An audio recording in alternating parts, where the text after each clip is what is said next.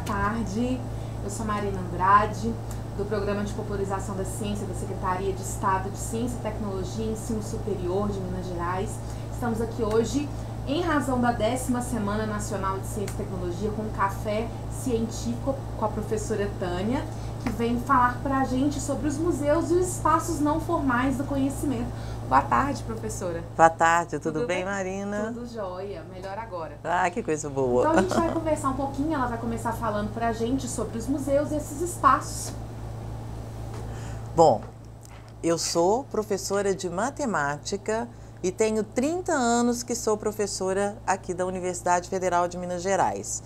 E eu sempre me preocupei muito em como ensinar matemática, tanto que a minha formação, tanto no mestrado quanto no doutorado, foram na área de educação matemática.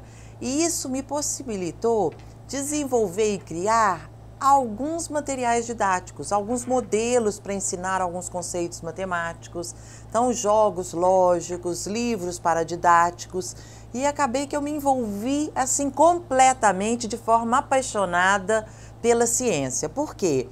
Porque é uma área que te permite trabalhar todas as áreas do conhecimento, envolver, né, os alunos nesse processo de investigação, de observação, e que são fundamentais para uma prática, né, pedagógica na sala de aula bem-sucedida.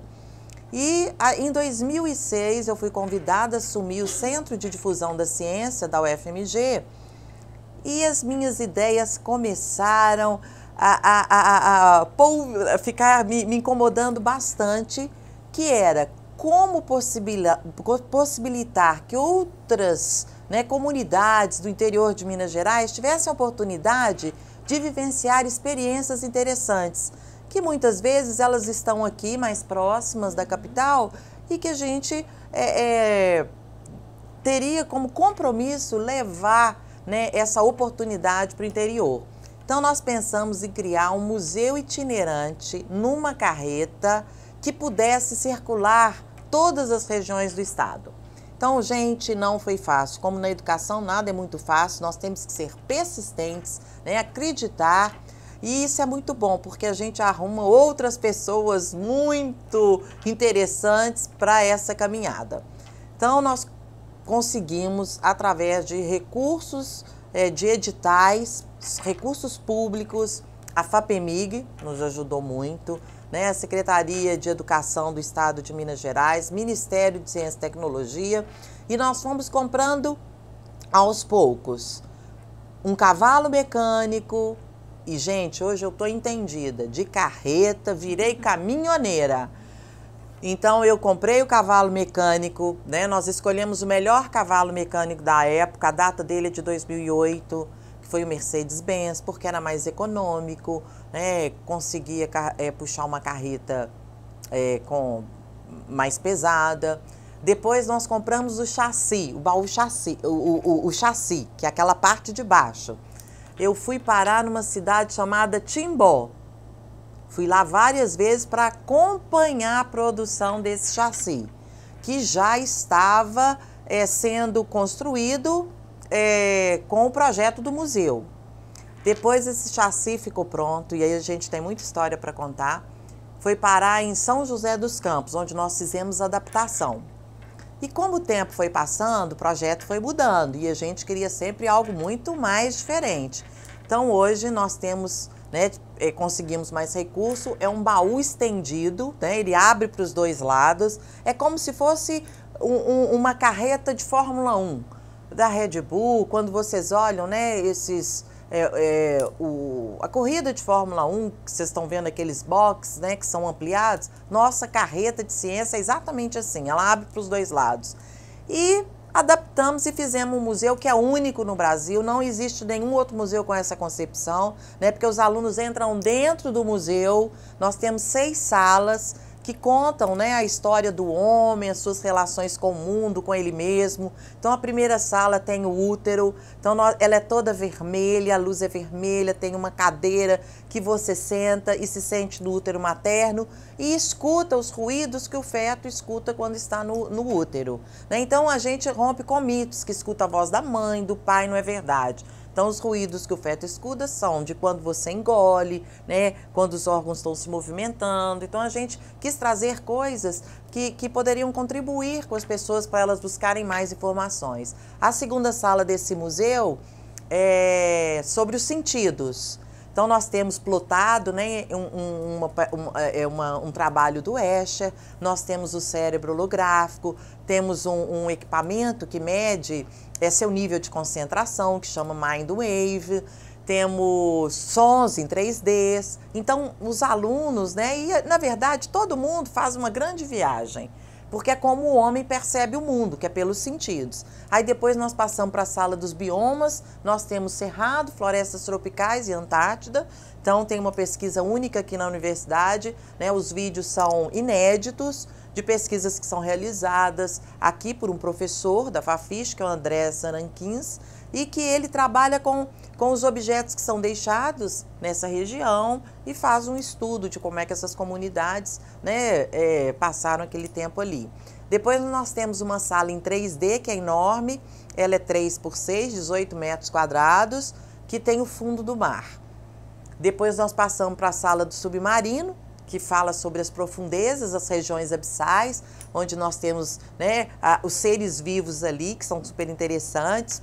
A gente discute um pouco como é que eles vivem nessa região, como é que eles são, porque eles são assim.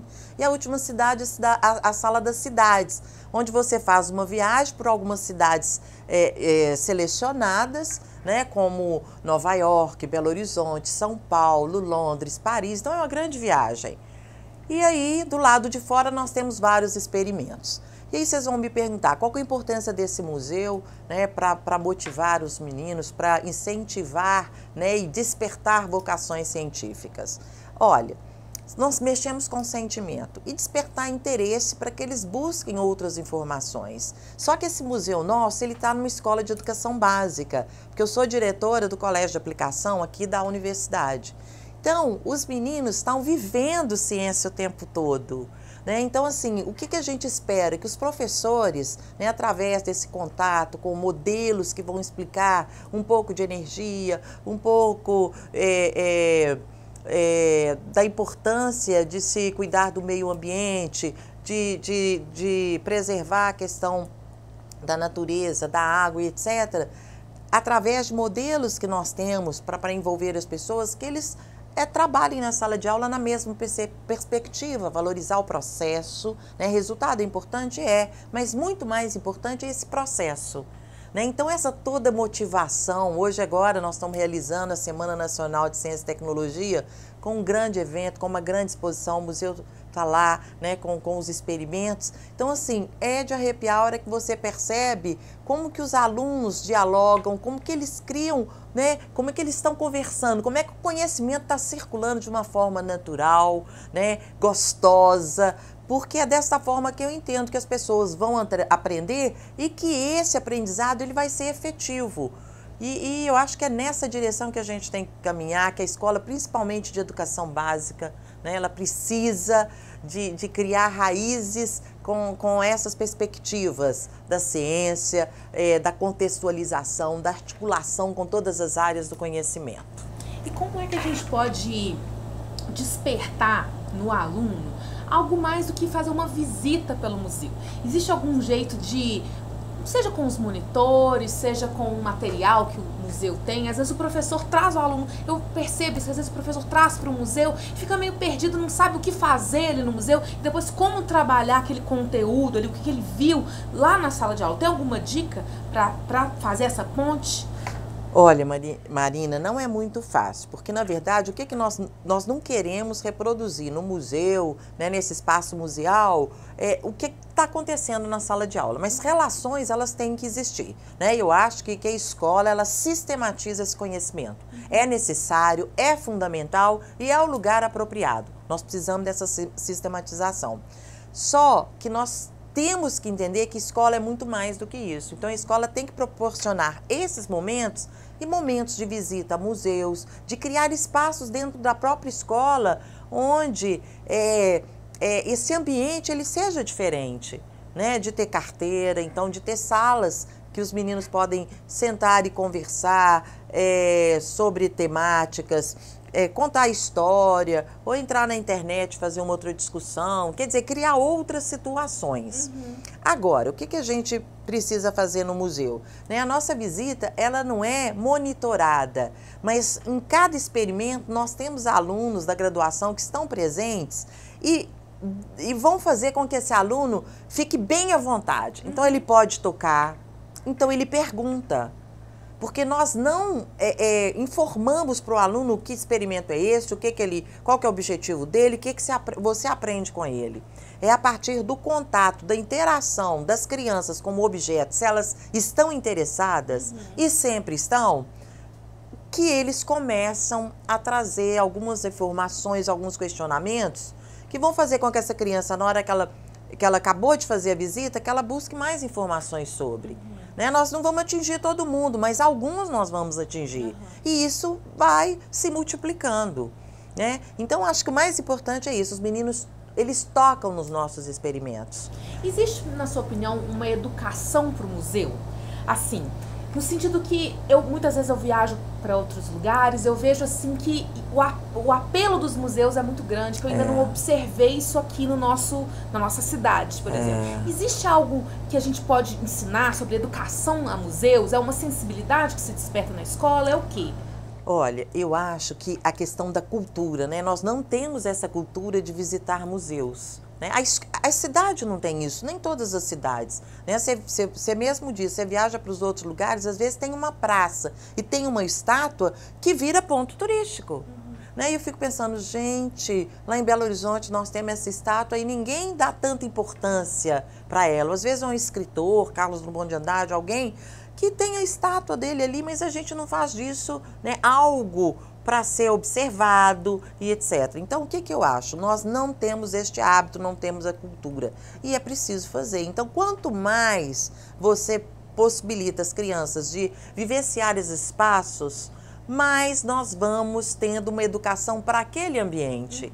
Então, você aprende no lugar, no espaço. Né? Quando você vai no cinema, então você vai assistir um filme. Então, já tem todo um ritual. Né? E nós temos poucos espaços que são museus e que a gente exercita esse hábito. Então, acho que quanto mais da programação da escola, da programação das famílias, a gente puder levar, né, os alunos para vivenciar esses espaços, que cada vez que você visita um museu, você vai observar coisas diferentes da que você observou da primeira vez. Então, é esse hábito. E aí, na sala de aula, estabelecer uma relação. Você viu aquele objeto, aquele experimento no museu? O que você observou? Então, olha aqui como é que nós podemos entender mais um pouco sobre energia a partir daquele modelo. Então, acho que é esse exercício. Nós temos que criar essa cultura. Que bom. Nós vamos abrir para perguntas agora e a gente vai fazer o seguinte. Cada OITEC, CVT que quiser fazer a pergunta, se manifeste, que a gente vai chamar. Boa tarde. Boa tarde. O que você falou para que esse museu possa vir até o município? Ele é itinerante, ele pode rodar. Beleza? Né? Senhora. Maria Aparecida, nós vamos ter o maior prazer. Esse ano nós aproveitamos. Nós fomos a Recife com o museu, ficamos uma semana na SBPC Jovem, foi um sucesso. Estivemos em Uberlândia, Ituiutaba, Ouro Branco, em São Paulo. Então, é só você entrar em contato conosco.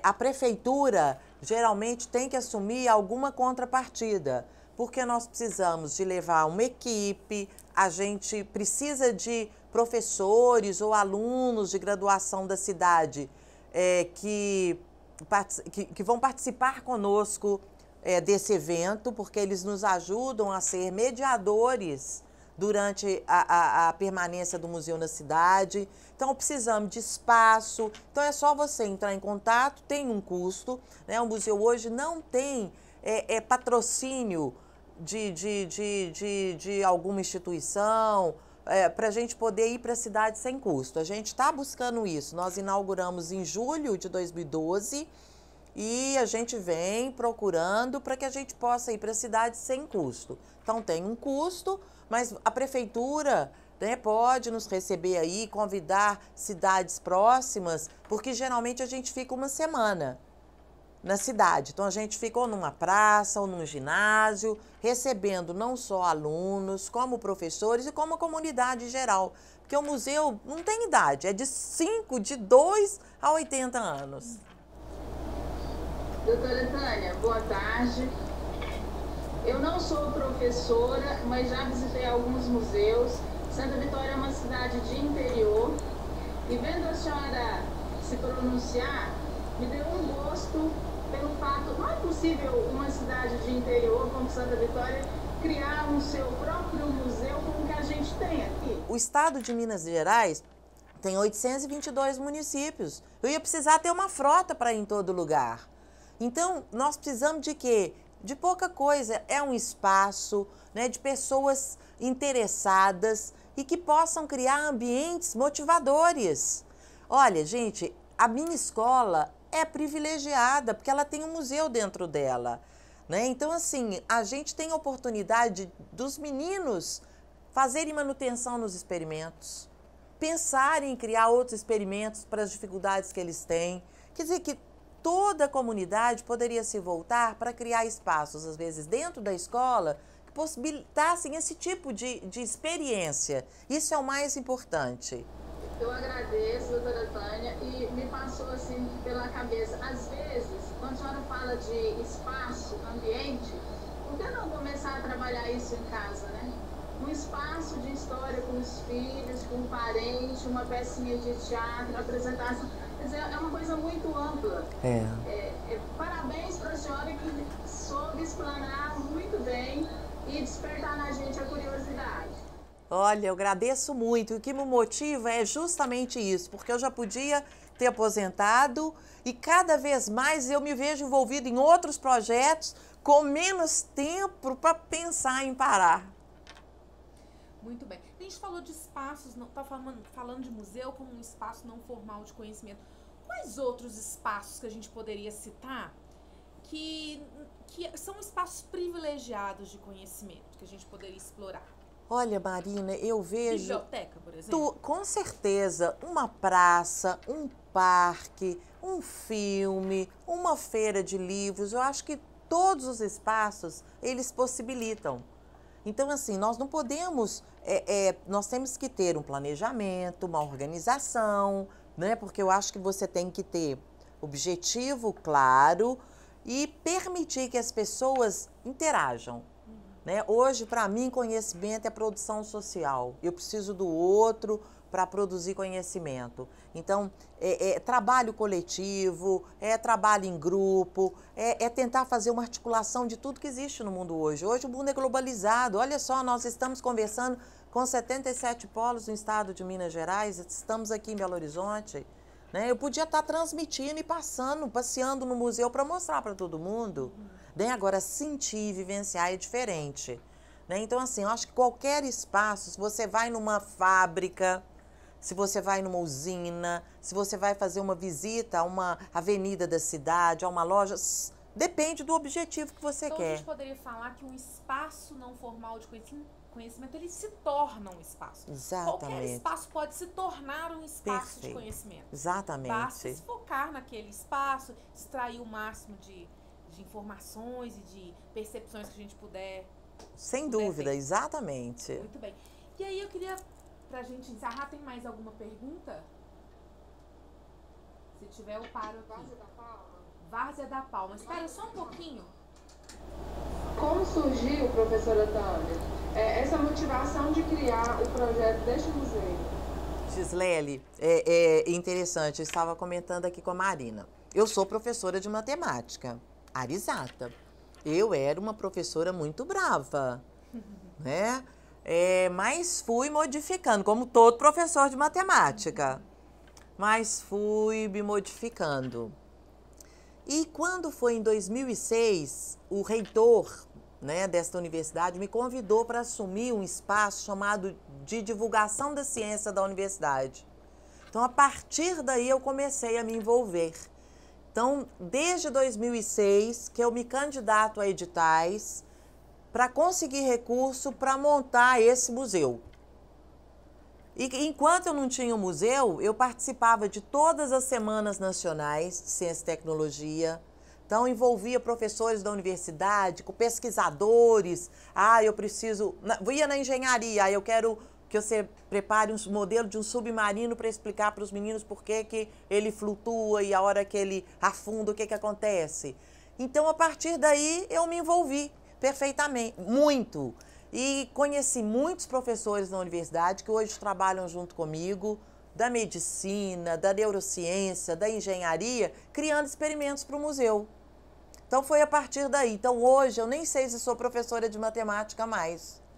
Porque eu estou amando a ciência, amando divulgar a ciência, amando participar de feira. Então, uma outra sugestão, participar das feiras de ciências, criar feiras de ciências na cidade, né? Vocês que são coordenadores de polo, criar movimentos para envolver as pessoas e motivar. Nós precisamos despertar das pessoas, nos nossos alunos, o interesse pela ciência, pelo saber, pelo gosto. Não porque eu preciso, não para decorar, mas porque eu quero aprender sobre alguma coisa. Como que o pessoal do curso de turismo pode ajudar a cidade de Três Corações a ter um museu itinerante? Bom, nesse momento, vocês têm que ter um professor que tenha doutorado e que possa entrar nos editais. É óbvio que esse ano não vai dar tempo, mas até o final, até dia 30 de outubro, tem 4 editais abertos que os professores, pesquisadores podem pedir recurso. Inclusive, tem um que possibilita pedir museu itinerante. Porque desde que o nosso foi inaugurado, a FAPEMIG, o professor Mário Neto ajudou muito, os editais começaram a incluir essa possibilidade, que antes não era possível. Então, assim, vocês têm que ter algum professor que possa responder a esse edital. Então, é recurso público que você vai comprando e montando. Outra possibilidade é se vocês aí na cidade, eu não sei, Três Corações, se tem alguma empresa, a Vale, Usiminas, a Sominas, e que queiram abraçar essa causa. Porque o meu caminhão, por exemplo, ele está plotado. Que é uma forma de divulgar aqueles apoiadores pela FAPEMIG, Ministério de Ciência e Tecnologia, Secretaria de Educação do Estado de Minas Gerais, a Fundep, que é a fundação da UFMG, que são os meus parceiros, são todos públicos. Então, eu plotei na traseira dele todas essas logo. Então, é outra possibilidade, vocês fazerem um movimento aí em Muriaé, a própria prefeitura e atrás, às vezes, do ministro ou do secretário de Ciência e Tecnologia. Então, eu vejo essas possibilidades.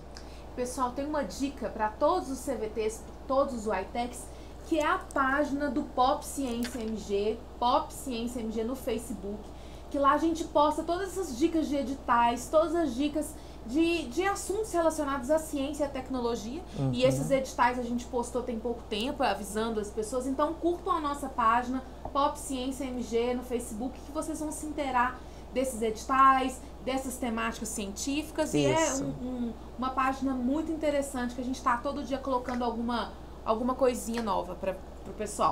E tem o site do museu, gente, é museu.ufmg. Vocês vão entrar, ver o site, vão ver as fotos, né, vão conhecer o caminhão por dentro. E a gente também tem essas informações para socializar e dar oportunidade de todo mundo pensar em competir nesses editais. Sim, que vai agregar, tudo claro. É soma, não tira de ninguém. Só, com certeza. Então, nós vamos encerrando aqui. Mais alguém? Nós vamos encerrando aqui o nosso café científico, foi uma delícia, e agradecendo ao pessoal da equipe aqui, técnico do laboratório de videoconferência, da sala de videoconferência, a professora Tânia. Obrigada, o pessoal da Secretaria de Estado de Ciência, Tecnologia e Ensino Superior, que possibilitou também essas videoconferências durante essa semana. Não percam todos os cafés científicos até o final da semana. E agradecer vocês que estiveram aqui com a gente de tarde, e agradecer a presença e as perguntas e o interesse, e dizer que a Semana Nacional vai até o final dessa semana, mas o ano que vem tem mais. A gente espera mais cafés e mais ciência para vocês, para a gente enriquecer a nossa vida e a nosso fazer pedagógico. Isso. Não é isso? Gente, boa tarde, tudo de bom para vocês.